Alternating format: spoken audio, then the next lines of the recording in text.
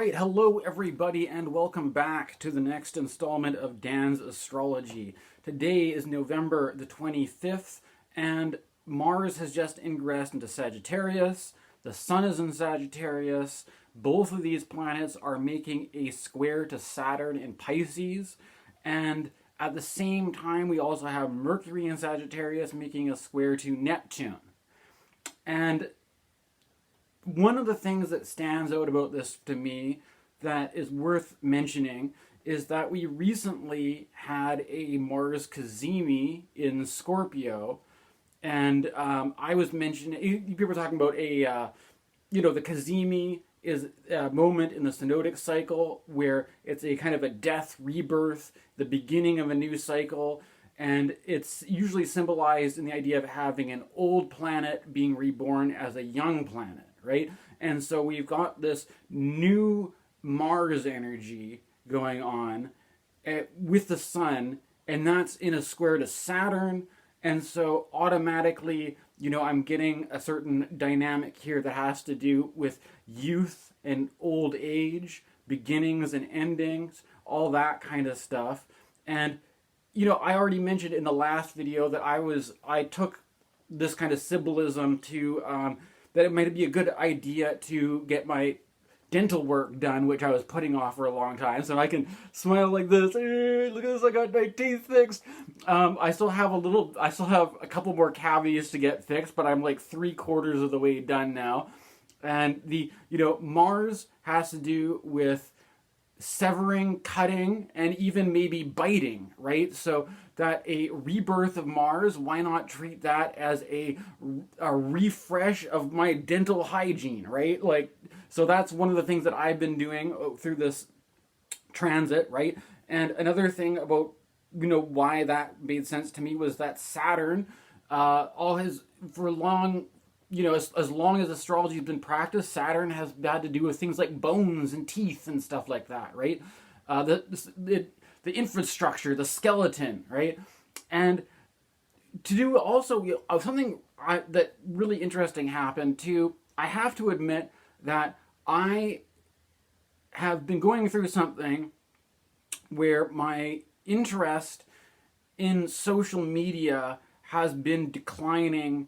I'm really not a big fan of social media, and I have basically just, and I also do things like tarot cards and stuff like that. So, if I'm thinking maybe, if I'm feeling like maybe lonely or I want to connect with people, maybe I might pull some tarot cards about whether or not I should start posting on social media again. And sometimes the tarot cards, are an indicator that maybe it's better to just avoid social media entirely, right? And I don't, I've never gone to Twitter. I stopped Instagram quite a while ago, and I've just been trying, Facebook is kind of like, I still might use it for some things, but I'm trying to move away from it.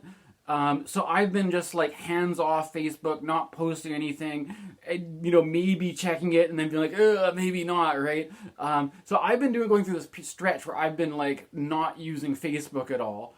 However, I do live with my mom and my sister, and my mom, no judgment and everything, she does spend a lot of time on Facebook, but what happened one day was she was on Facebook and she was like, "Hey Dan, somebody is giving away a whole bunch of astrology books.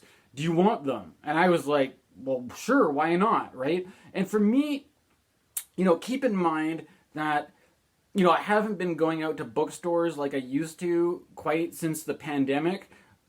Before the pandemic, I used to go downtown Vancouver. There were a lot of bookstores I like to go shopping at. And I would go and buy astrology books. I would go and spend money, and I just got, to me, it just blows me away that people would just give away so much stuff for free. I'm not going to show them all off right now, but just to give you a sample, I got something this is pretty funny. It's called How to Handle Your Human Relations. And it's an astrology, it's this was written, republished in the 70s, but this was originally written in the 50s, so it's pretty old school. And, it's this is, I've struggled so much with my relationships, my friendships, that it was like, how fitting to find, like, where has this been all my life? A guide to handling my human relations.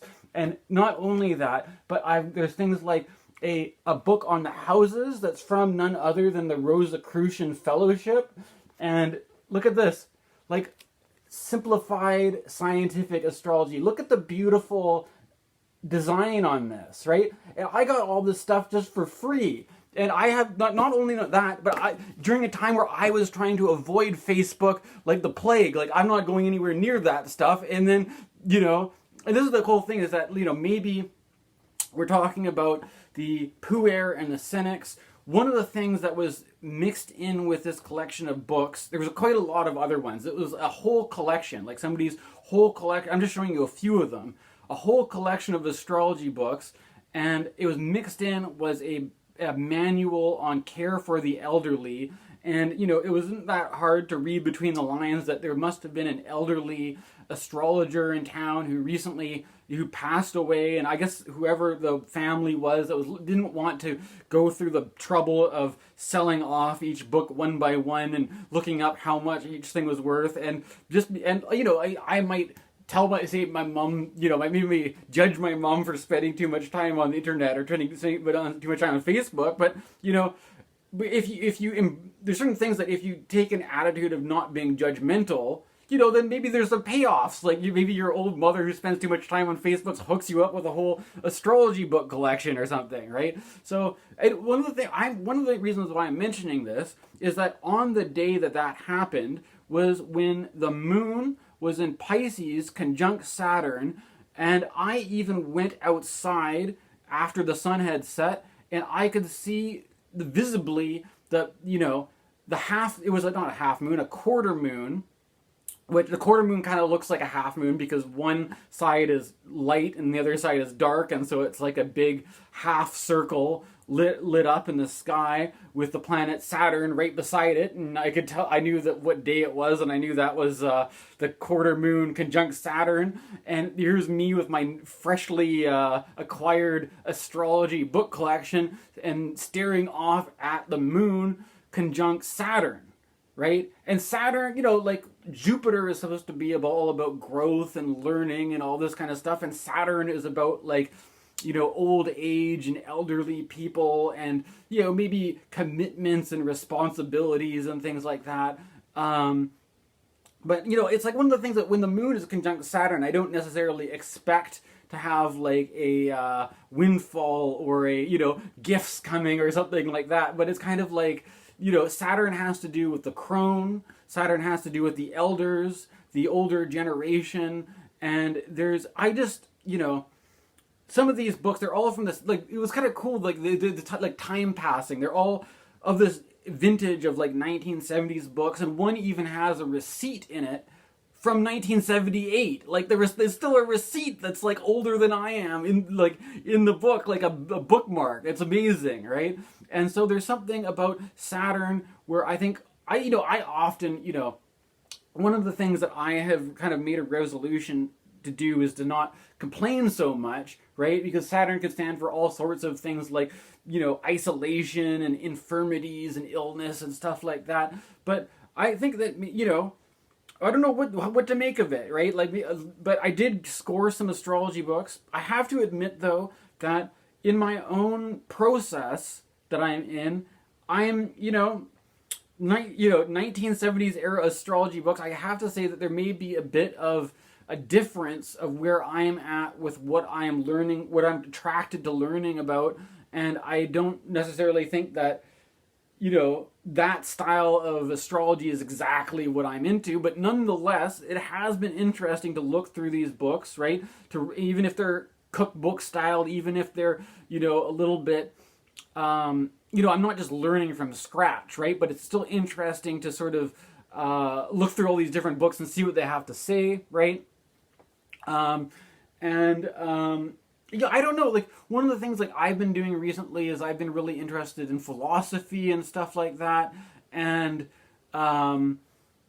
like it's Sagittarius season. It's like you start reading these books about like Sagittarius placements, and they remind you that a Sagittarius is a philosopher or a teacher and all this, and it kind of is a reminder that I'm in the right track, right? I was also, well, I don't know. I don't want to get too much into this, but I thought I would mention it because it does have to do with Saturn. The moon was conjunct Saturn when I got these books, and the archetype of the crone and the elder and all this kind of stuff, it comes into play, right? But in the midst of all this, I've almost felt a bit guilty because I have been so absorbed in reading other material that I feel like I have only starting to just barely crack into this collection of books that I got. But I have to admit that I have just been really into Deleuze and Guattari. Like I bought a Guattari T-shirt from the Acid Horizon guys, right? But the like, I don't know, Deleuze and Guattari, when I first tried to read them, I found it so frustrating. Like, you just want to throw the book across the room in, like, rage and frustration. Like, what the hell are these guys on about? And then after staying with it for quite a while, I have, I'm reading 1,000 Plateaus, and each new chapter I read, it just blows my mind, right? And I don't know. There's a certain point here to the philosophy thing, other than just the fact that philosophy is considered to be the domain of Sagittarius, right? There's certain things about the archetype of what we're talking about today with the Sun and Mars square Saturn, right? And that, I think, philosophically speaking, you had people like Friedrich Nietzsche, who I am starting to try to be completely upfront with you. You may notice I have a Nietzsche book in the background here. I don't really enjoy reading Friedrich Nietzsche that much, and I don't know if I necessarily even agree with him. There was a cultural theorist named Mark Fisher who had this quote that was like, if you're reading Nietzsche expecting it to be like eating a hamburger, and then you complain about getting indigestion, that Nietzsche is the indigestion. The pain and the struggle and the frustration of reading Nietzsche is the whole point, basically. It's not supposed to be just some, pleasant experience that you necessarily agree with, right? But one of the things that, as a young, Nietzsche had a moon in Sagittarius. There's a archetype there with the Senex and the Pooh air, and this whole, the Sun and Saturn often have to do with parental stuff, right? Like the father can be seen as a solar figure, or the Saturn can be like either the old man or the elder. And in Nietzsche's case, I think it's very interesting, or maybe one of the things that resonates for me with Nietzsche is that Nietzsche, very famous for talking about the death of God, right? And how we live in this secular society where people don't believe in religion in the same way and all this kind of stuff, right? But the idea of God as a father figure, and that Nietzsche himself lost his father at a fairly young age, and a lot of Nietzsche's you could almost read Nietzsche's philosophy as a kind of a result of his psychology, right? Of being a young man without a father figure, and that the loss of a literal father figure being a kind of analogy for the death of God, the death of the father figure at the grander scale for society, right?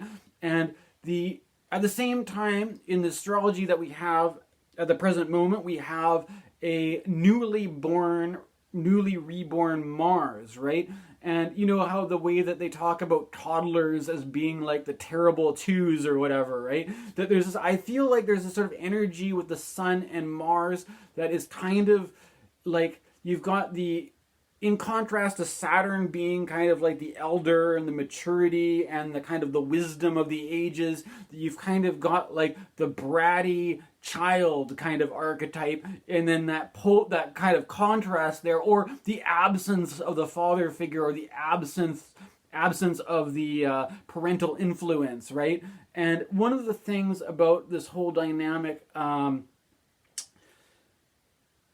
can I say about it? There's in the midst of all this, like I was mentioning Deleuze and Guattari, that they were famous for writing the Anti-Oedipus, which was largely a critique on Freud, right? And I have a collection of Sigmund Freud books, right? And every once in a while, I decide to pull out the old Freudian books, and I was reading about what Freud wrote about narcissism, right? Because I think the whole narcissism thing is really interesting, because it's really the idea of narcissism has really become popular in a certain sort of either whether it's self-help culture or pop psychology culture, but it goes back to the ego psychology of Freud, and although maybe we don't consider hysteria to be a real thing anymore, and we have different labels, but narcissism is one of these things that has kept going, right? Now, I don't know if I really like a lot of the pop psychology. And the thing about the first James Hillman book I ever read was called Healing Fiction, right?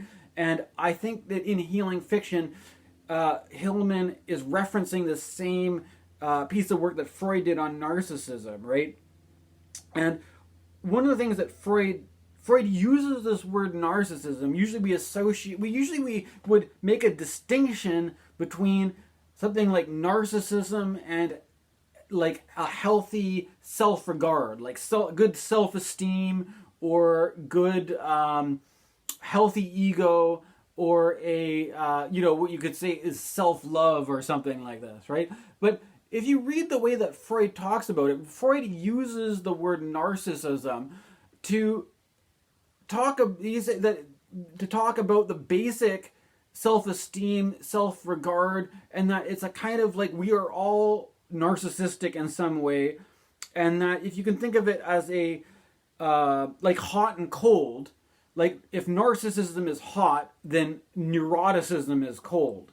And neuroticism could be contrasted as a lack of self-esteem, a lack of self-worth, constantly doubting yourself, constantly feeling like you don't measure up against other people, and being, upset or whatever because of thinking you're a bad person or that you need to improve yourself. Whereas narcissism, on the other hand, is kind of being self-satisfied or feeling comfortable in your own skin or something like that. And it's only when that gets out of proportion that is considered to be a kind of a problem, right? But one of the things that I thought was relevant to this current transit is that Freud was talking about young children and saying that there's a basic kind of narcissism that has to do with the young child, and he was describing, like, if a child is at play, right? Like if a child is kind of like could just like play with his little train set and and he doesn't have necessarily need friends around, doesn't necessarily be involved in a group activity, but the child could be in his own sort of fantasy world or just playing around, having a good time, the child is, it's not nothing wrong with it. It's actually a healthy sign of childhood independence and all this kind of stuff. And it's only a problem, and from a Freudian point of view, if as the person into adulthood is self-absorbed in their own little world and unable to make productive relationships, connections with others, right? And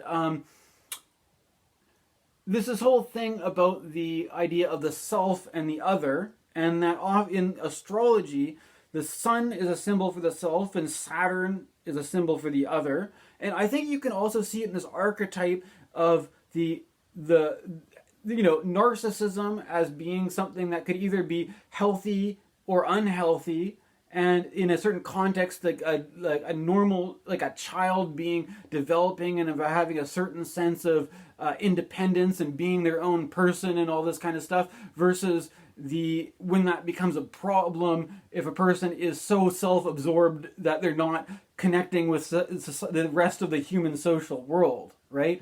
And of course, the thing about Deleuze and Guattari is that they basically saw, in Deleuzian, Guattarian terms, they would call this, there's a certain overcoding that happens, right? Saying that, like, if a person, but, that might be too complicated to get into right now, right? But that there's something in all this that is like, I'm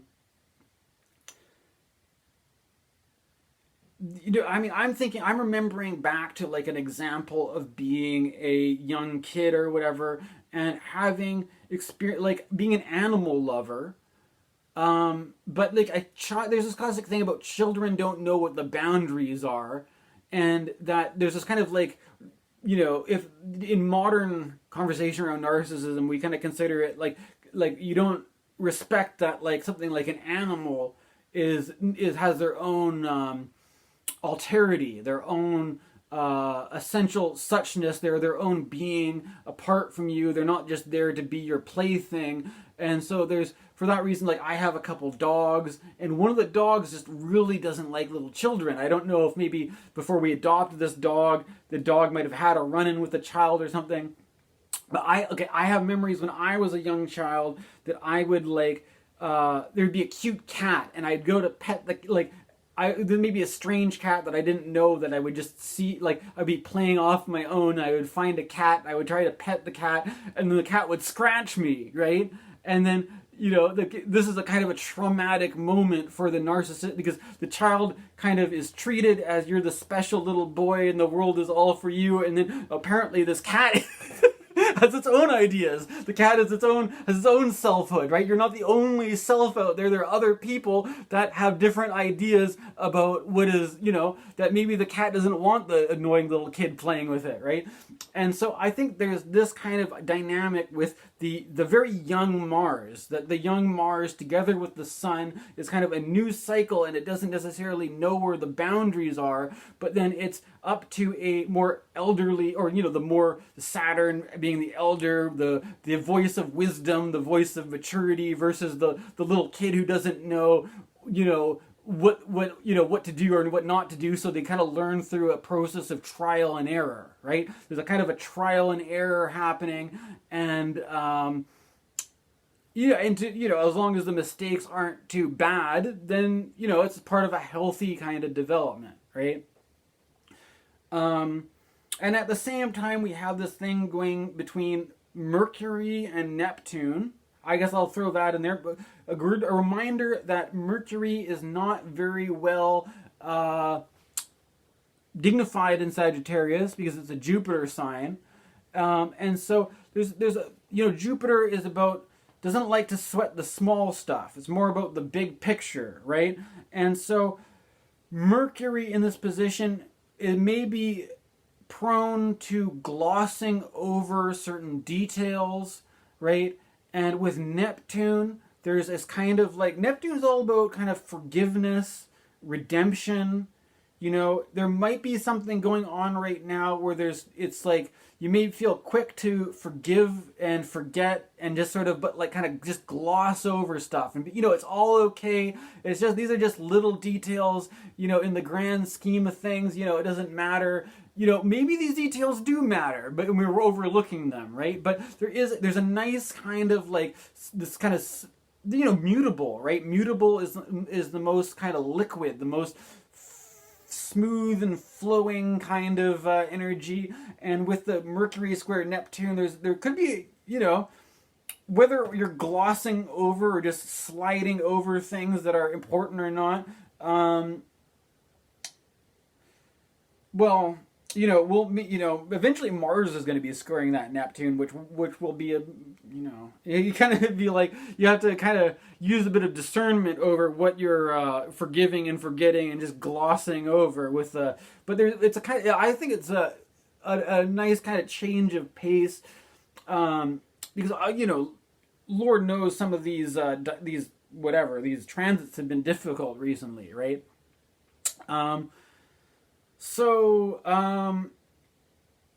I think that's basically the gist of it for today. This is maybe a bit of a shorter video, not quite half an hour. Well, thanks for watching, everybody. I hope you enjoy this one, and I'll be back to make some more astrology videos. Have a good day.